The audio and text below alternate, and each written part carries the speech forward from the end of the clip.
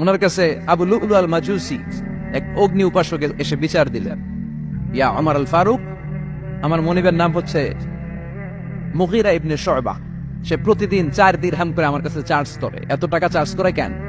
উনি জিজ্ঞেস করলেন, তুমি কি কাম পারো? আমি খঞ্জর বানাইতে পারি। খঞ্জর চিনেন? ছোট্ট ছুরি আরবরা পকেটে রাখে। ওমানের সুলতান কাবুসের ছবি দেখবেন, এখানে একটা খঞ্জর আছে। আমি খঞ্জর বানাইতে পারি। খঞ্জর বানাতে পারো? মদিনায় তো কেউ বানাতে পারে না, তুমি খঞ্জর বানাইতে পারো? তুমি তো অনেক টাকার মানুষ মিয়া, তোমার মনিব তো অল্প টাকায় চার্জ করছে, এটা দিতেই হবে। আবু লুলু কয়, ওমর তুমি সবার জন্য এত নরম, আমার জন্য গরম, তোমার আমি বুঝাবো।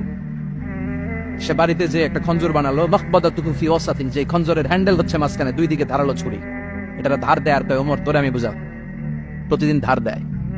সাইয়েদনা ওমর ফারুক মসজিদে নববীর ইমাম, ওয়া কানু ইউসাল্লুনা বিগালাস, তখন ওনারা অন্ধকারে নামাজ পড়তেন আউয়াল ওয়াক্তে। আমরা তো দেরি করে পড়ি, সুন্নাহ অনুযায়ী আগে আগে পড়া ভালো। আপনি মসজিদুল হারামে গেলে দেখবেন যে